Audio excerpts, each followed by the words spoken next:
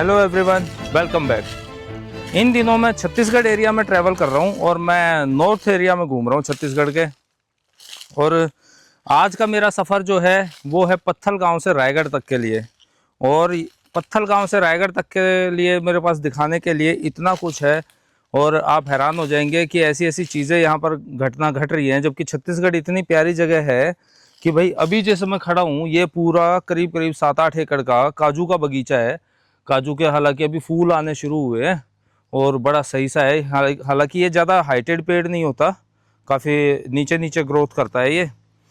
लेकिन भाई छत्तीसगढ़ का आप ये देखो कि रास्तों की, मैं जब एंटर हुआ था तभी से मैंने बोलना शुरू कर दिया था कि छत्तीसगढ़ में रास्तों की तो बहुत मारामारी है।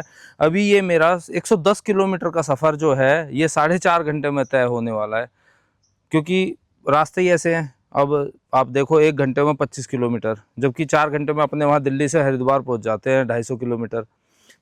और यहाँ पर इतने सारे चीज़ों के खनिजों के भंडार है। मैं मैनपाट गया था, वहाँ पे बॉक्साइट पत्थर निकलता है जिससे कि एल्यूमिनियम के बर्तन बनते हैं।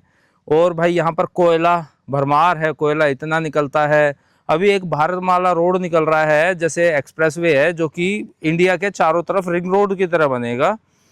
तो वो यहाँ से होते हुए भी गुजर रहा है, लेकिन उसको गुजरने के उस पे जंगल के जंगल, बड़े बड़े जंगल काट दिए गए। अभी मैं आगे चल के आपको दिखाऊंगा, वो लाखों पेड़ काट दिए गए हैं और बदले में कोई पेड़ नहीं लगाया गया। और जहाँ जहाँ लगाए गए हैं उनकी देखरेख नहीं हुई, वो पेड़ मर गए। और आगे जो कोयला बन रहा है, कोयले से बिजली बनाई जा रही है, लेकिन वो बिजली यहाँ के लोगों को नहीं मिल रही है। आज़ादी के इतने साल बाद भी, जब देश इतना डेवलप हो चुका है, यहाँ पर बिजली कुछ एक गाँव में तो 6-7 साल पहले ही लाइट आई है सिर्फ। और अभी भी पावर कट, दिन में कई बार पावर कट होता है, जो कि मैं 4-5 दिन से देख रहा हूँ। तो मैं यही है कि मैं अपना घूम घूम के छत्तीसगढ़ के अलग अलग इलाकों में और अपना एक्सपीरियंस गेन कर रहा हूँ और आपके साथ उस एक्सपीरियंस को शेयर कर रहा हूँ। तो इस जगह को काजूवाड़ी बोलते हैं। अभी यहाँ से निकल के जाएंगे।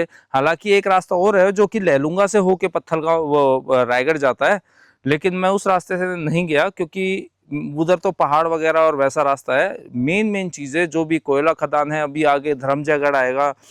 धर्मजयगढ़ में पूरे के पूरे गांव खाली कर दिए गए, और जो गांव वाले खाली नहीं किए उनके गांव के नीचे से पूरा खोखली कर दी गई है ज़मीन। मतलब घर कब धंस जाए कुछ पता नहीं रहता। हालांकि इस तरह की माइनिंग को, जो ओपन कास्ट माइनिंग होती है वो तो अलग है, जैसे घरघोड़ा में है वो ओपन कास्ट माइनिंग, लेकिन जो अंडरग्राउंड माइनिंग है ना, उसमें खतरा, कोशिश रहती है कि आजकल टेक्निक्स वैसी हैं कि नहीं धंसती है ज़मीन। लेकिन फिर भी भाई वक्त का क्या पता, अगर किसी की धंस गई तो सोचो पूरा परिवार घर समेत समा जाएगा ज़मीन के अंदर। और अगर इतना कुछ हो रहा है तो वो छत्तीसगढ़ के लोगों को क्यों नहीं मिल रहा है? मेन मुद्दा यहाँ पर ये उठता है, ना तो यहाँ पर रोड है, ना यहाँ पर बिजली है, पानी की समस्याएं हैं, क्योंकि लोगों के खेत तो हैं लेकिन छोटे छोटे खेत हैं, उनमें वो अपना बरसात के भरोसे ही रहते हैं सिर्फ, वैसे कुछ उगा ही नहीं सकते हैं वो। इतनी सारी समस्याएं हैं। और जो यहाँ पर माफिया हैं और जो सरकार है, वो अपर लेवल तक बढ़ते जा रहे हैं, बनते जा रहे हैं। और यहाँ के लोग इतने गरीबी की तरफ चलते चले जा रहे हैं और पता नहीं कोई आवाज़ भी नहीं उठाता है। तो चलो गाड़ी में बैठ के और अपन चलते चलते बातें करते हैं इस बारे में। आओ जी। तो भाई यहाँ तो कुछ ही जगह पे ही है काजू के बगीचे, और उड़ीसा में तो बहुत और ज़्यादा जगह जगह हैं काजू के बगीचे। लेकिन यहाँ पर भी ऐसे ओपन में ही है, कोई ऐसे सिक्योरिटी नहीं है कि वायरिंग कर रखी हो, फेंसिंग कर रखी हो। और भाई आगे फिर आगे मैं मेन रोड पे आ गया हूँ, और मेन रोड का इसका वही चक्कर है यार कि थोड़ा सा कहीं कहीं पे ठीक है, उसके बाद फिर गड्ढे गड्ढे। मतलब वो थोड़ा सा रोड बना दिया कि पहले इस पे चल के देखो, मज़ा आएगा तो फिर बाकी का बनाएंगे। और बाकी का भाई सरकारें बदल जाती है, वो कभी नहीं बनता। और अब बात करते हैं भाई बेसिक राइट्स पे, कि जैसे मैंने बताया ना कि यहाँ के लोगों को कुछ नहीं मिलता। तो ज़्यादातर लोगों ने, जैसे यहाँ के लोग बोलते हैं कि भाई दिल्ली में ख़राब आदमी रहते हैं, बेकार है, क्योंकि दिल्ली की उन्होंने खराब खबरें सुनी होती हैं। ऐसे ही दिल्ली के लोगों को लगता है कि भाई छत्तीसगढ़ में नक्सलवादी रहते हैं। जबकि मैं ये बात क्लियर कर दूं कि छत्तीसगढ़ का बस्तर और सुकमा साइड का एरिया ही है जहां पर कुछ नक्सलवादी हैं, नहीं तो बाकी जगह बहुत सीधे सिंपल अच्छे लोग रहते हैं। और नक्सलवादी भी भाई गवर्नमेंट ही बनाती है, क्योंकि यहाँ के लोग ज़्यादा पढ़े लिखे नहीं हैं, गरीब तबके के हैं। बहुत से लोगों के पास तो कपड़े भी नहीं हैं पहनने के लिए, जो कि उरांव लोग हैं। अब उसमें होता क्या है कि वो लोग जैसे बैंक गए या अपना कोई सरकारी काम करने गए या किसी ने उनकी ज़मीन दबा ली और वो तहसील में अपने लिए हक मांगने गए, अब वहाँ पर उनको भगाया जाता है, जैसे कि काउंटर नंबर इतना पे जाओ, इतने पे जाओ, ये फॉर्म भरो, वो फॉर्म भरो। उनको वो काम आता नहीं है और वो रहते हैं यार इन चीज़ों से रह के फ्रस्ट्रेटेड, क्योंकि वो कानूनी लड़ाई लड़ना नहीं जानते हैं। तो ऐसे में जब आदमी गुस्से में है, भूखा है, गरीब है और कोई उसका फ़ायदा उठा के उसके हाथ में हथियार दे देगा और 5,000 रुपये दे देगा, बोलेगा सामने वाले को मार दे, तो वो मार देगा, वो बिना पूछे मार देगा कि इसने क्या किया है क्या नहीं किया। और फिर उनका नाम नक्सलवादी रख दिया जाता है, क्योंकि वो मारने के बाद उनको छुप के रहना पड़ता है जंगलों में, क्योंकि आदिवासी है तो ऑब्वियसली जंगल ही उनका घर है फिर। तो ऐसी बड़ी यार मारामारी है, लोग समझ नहीं पाते हैं चीज़ों को। बाकी छत्तीसगढ़ भाई अगर मेरे नज़रिए से देखोगे तो बहुत प्यारी और बहुत सही जगह है, और नक्सलवादी भी कुछ एक लोगों के लिए खतरा है।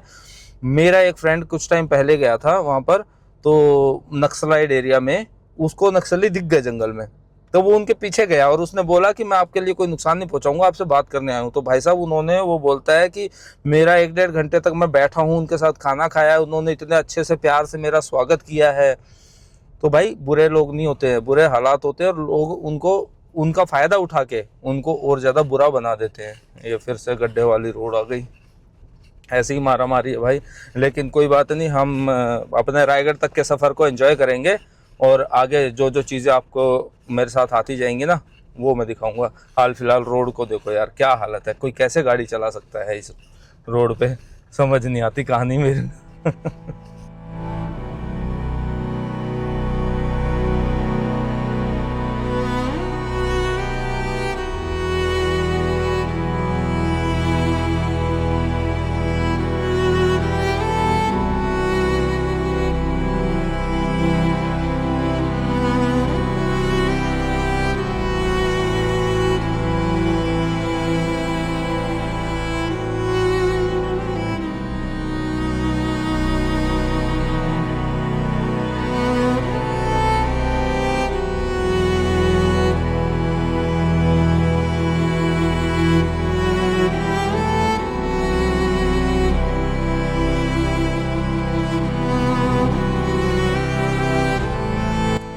जगह जगह बोर्ड लगे हुए हैं, विकास कार्य प्रगति पर है। मेरे पास अगर अभी पेंट होता ना तो मैं विकास की जगह विनाश कर देता कि विनाश कार्य प्रगति पर है। भाई कितने बड़े बड़े, आपने देखा भी कितने बड़े बड़े जंगलों को कैसे काटा जा रहा है बेरहमी के साथ। भाई मेरे से नहीं देखी जाती ये चीज़ें, पर मैं भाई क्या करूँ, अकेला आदमी, अकेला क्या आजकल भाई हिंदुस्तान में तो आप नहीं कर सकते। जो सबसे पहला काम है कि कितने भी आदमी इकट्ठे हो जाए, दंगे फसाद हो जाए, कुछ भी हो जाए, प्रशासन से आप नहीं लड़ सकते। सबसे पहली बात, आप बात रख सकते हो प्रशासन में अपनी, या फिर अपने आप को उस काबिल बनाइए कि आप उस लेवल तक पहुंचकर खुद ये काम कर सके। जैसे IAS IPS ऑफिसर होते हैं या मुख्यमंत्री बन जाते हैं या कुछ है, तो आगे आने वाली पीढ़ी अगर भ्रष्ट ना हो तो वो हो सकता है कि 10-20 साल बाद कुछ चीज़ों को वो सही कर सकें। अब मैं पहुंच गया हूँ इस टाइम पे धर्मजयगढ़, और धर्मजयगढ़ से यहाँ से 73 किलोमीटर रह जाता है रायगढ़। और भाई यहाँ से धर्मजयगढ़ से पहले से वो बिलासपुर की तरफ मुड़ गया है हाईवे भारतमाला का। मतलब कि रायगढ़ वालों को लिए तो अभी भी ये सिंगल लेन ही है रोड, उन्हें कोई फ़ायदा नहीं पहुँचने वाला उसका।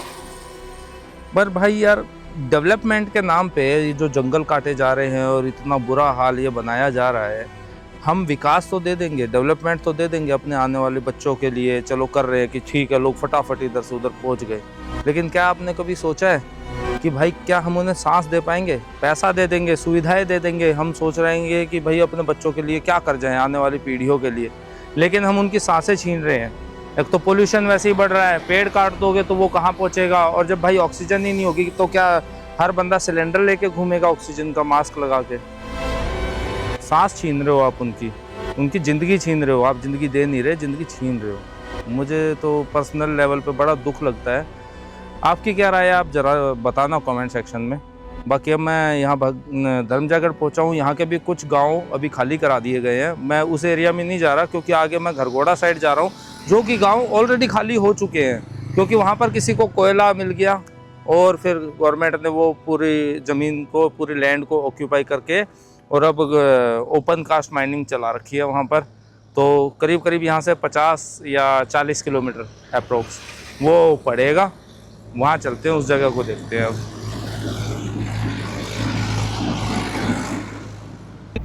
घरघोड़ा से कुछ ही दूर पहले यहाँ पर जामपाली क्षेत्र में एक ओपन कास्ट माइनिंग है। मैं अभी उसके अंदर गया था, तो कुछ एक मैंने वहाँ के वीडियो रिकॉर्ड किए। और भाई देखा जाए तो यह इन लोगों ने भी कितने दूर दूर तक के एरियाज के जंगल पूरे काट दिए हैं, पूरा साफ कर दिया है। हालांकि जो है अब इंडिया के अंदर 80% माइनिंग जो है ना वो अंडरग्राउंड हो गई है, ओपन कास्ट माइनिंग भी कम हो गई है, क्योंकि इससे पोल्यूशन भी होता है, कहीं पे आग वाग लग जाती है कोयले में, फिर ब्लास्टिंग भी करनी पड़ती है इसमें, तो उसमें भी धुआं होता है। जो अंडरग्राउंड माइनिंग होती है उसमें अंदर अंदर मशीनें उसको काट देती हैं कोयले को। तो ओपन कास्ट माइनिंग से पूरे जंगल भी साफ करने पड़ते हैं, दूर दूर की बस्तियों पे भी इफेक्ट पड़ता है, क्योंकि यहाँ के आसपास के गांव उठा दिए गए जो इसके एरिया में भी नहीं आ रहे थे, क्योंकि जो कोयला उड़ेगा ना और जो दिन रात यहाँ पर ट्रक चलेंगे उससे क्या है, यहाँ पे पोल्यूशन और धुआं धूल उस टाइप का होता है ना, तो लोगों को टीबी की बीमारी होने का खतरा रहता है। बाकी भाई मैं इसके लिए एक सेपरेट वीडियो अलग से बनाऊंगा, ऐसा मेरे पास कोई परमिशन का इशू नहीं है, मेरे इतनी बातचीत है यहाँ पर छत्तीसगढ़ के अंदर कि मेरे को परमिशन मिल जाएगी, और तो मैं और एक आध दिन में एक सेपरेट वीडियो बनाऊंगा। इसी के पास में घरघोड़ा में ही एक और माइन है जो कि अंडरग्राउंड माइन है। अभी कुछ टाइम पहले अक्षय कुमार की एक मूवी आई थी मिशन रानीगंज, तो वो उसमें जो माइन दिखाई गई है वो शूटिंग वहीं की है, तो मैं आपको लेके चलूंगा उस माइन पे, वो एक सेपरेट वीडियो होगा। लेकिन यार ये ओपन कास्ट माइनिंग जो है ना वो तो बेकार है, पर कोयले की जरूरत तो है इंसान को, तो माइनिंग तो हमेशा चलती ही रहेगी, वो रुकेगी नहीं। लेकिन जिस एरिया में माइनिंग है उसकी फैसिलिटीज उसके बदले में लोगों को मिलनी चाहिए, वहाँ के स्थानीय लोगों को। मेरा कहना सिर्फ ये है कि माइनिंग तो चलेगी, उसके बिना तो हो ही नहीं सकता कुछ भी, लेकिन जो यहाँ के लोग हैं उनको उसका फायदा नहीं मिल पा रहा है, क्योंकि ट्रक चलते हैं, रोडों की हालत खराब है। गवर्नमेंट रोड बनाए, जब कोयले से इतना पैसा आप कमा रहे हो तो बिजली दो प्रॉपर, क्योंकि कोयले से बिजली तो बनाई जा रही है, अभी जो बनाई जा रही है फैक्ट्रियों में कोयला जलाया जा रहा है, ऐसे ट्रक भर भर के चल रहे हैं, तो स्थानीय लोगों को उसका फायदा तो जरूर मिलना चाहिए। जैसे मैं कहता हूँ कि जहाँ पर डैम बनाए जाते हैं, उत्तराखंड के अंदर इतने सारे डैम बने हुए जगह जगह है, तो वहां पर तो उनको बिजली की कमी रहनी ही नहीं चाहिए बिल्कुल 1% भी, क्योंकि भाई उन्हीं के वहीं से तुम बिजली ले रहे हो और बाकी जगहों पे सप्लाई कर रहे हो, पहले उनको दो, फिर जो बचे फिर बाकी लोगों को दो। तो यही मेरा कहना है आज का। बाकी मैं घरघोड़ा पहुंच गया हूँ, और अब यहाँ से रायगढ़ ज़्यादा दूर नहीं रह जाता, 25-30 किलोमीटर के आसपास रायगढ़ रह जाता है। रायगढ़ में भी बहुत कुछ है दिखाने का मेरे पास। और भाई ये सफ़र ऐसा ही था, कितने घंटे मैंने बिता दिए, तो अभी और कुछ मेरे को ऐसा दिखता है, तो आपसे बात करेंगे, शेयर करेंगे, नहीं तो आज इस वीडियो को यहीं एंड करेंगे। एक मूवी आई हुई है धुरंधर, काफ़ी चर्चा में है आजकल, तो जर्नी करते करते अचानक से मेरा पता नहीं क्यों मन बना कि यार मुझे भी देख ही लेनी चाहिए, अगर आज मेरे पास थोड़ा सा टाइम है तो आज मैं इवनिंग का शो देखने की कोशिश करूँगा रायगढ़ के अंदर उसका।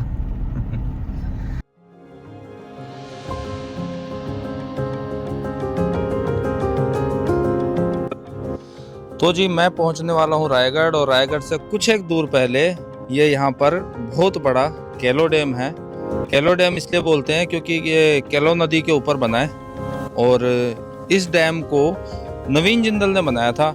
हालांकि जो रायगढ़ की बसावट की गई वो करीब 100 साल पहले सेठ किरोड़ीमल ने की थी। सेठ किरोड़ीमल भिवानी से यहाँ पर आए थे, और उसके बाद हरियाणा से काफ़ी लोग इधर आए, और उसके बाद जो है हिसार से ओपी जिंदल आए यहाँ पर, उन्होंने कुछ प्लांट वगैरह का और यहाँ पर काम शुरू किया। उसके बाद अभी जो हाल फिलहाल भार संभाल रखा है वो नवीन जिंदल ने है, उनका यहाँ पर स्टील एंड पावर प्लांट है। कोविड के टाइम पे आपको पता होगा कि यहाँ से ट्रेनें भर भर के ऑक्सीजन भेजी गई थी अलग अलग राज्यों में, और उन्होंने ही यहाँ पर ये केलो नदी के ऊपर डैम बनवाया। हालांकि ये डैम के बीचों बीच में से रायगढ़ जाने के लिए रास्ता हुआ करता था, लेकिन उस रास्ते को डाइवर्ट कर दिया गया बाद में। करीब करीब 16-17 साल हो रहे हैं इस बात को, कोई बहुत पुरानी बात नहीं है ये। और भाई केलो रिवर जो है ना वो रायगढ़ की लाइफलाइन है। लोग नहाते धोते हैं, अपने कपड़े धोते हैं, लोग गर्मियों में एंजॉय करते हैं, लोग इसका पानी सप्लाई किया जाता है अलग अलग खेतों में पीने के लिए। तो कुल मिला के ये रियल में लाइफलाइन है इसकी। और ये डैम इतना बड़ा है कि बरसात हो या कुछ हो, नहीं भी अगर किसी साल बारिश हुई तो यहाँ पे इतने पानी की स्टोरेज हमेशा रहती ही रहती है। और इसी के बगल में ये गार्डन बना दिया गया है अभी कुछ टाइम पहले ही, ये करीब 7-8 साल पहले ही गार्डन बना है यहाँ पर। और इसमें सही है 20 रुपये पर पर्सन आदमी की पर हेड टिकट है और 50 रुपये आपके गाड़ी के पार्किंग चार्जेस हैं। बाकी वीडियो शूट वगैरह कराना चाहे जैसे प्री वेडिंग वगैरह कराते हैं लोग तो उसका कुछ अलग चार्ज है। तो भाई पत्थलगांव से रायगढ़ तक का सफ़र मेरा ख़त्म होता है। अब हम रायगढ़ में एंटर करने वाले हैं थोड़ी देर बाद।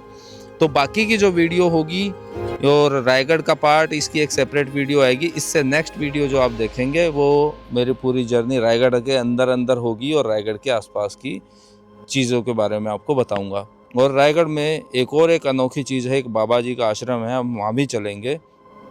तो उनके बारे में भी बहुत एक उनको कहते हैं कि वरदान मिला हुआ है।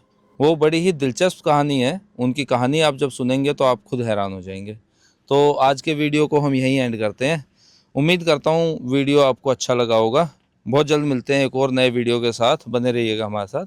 सी यू सून।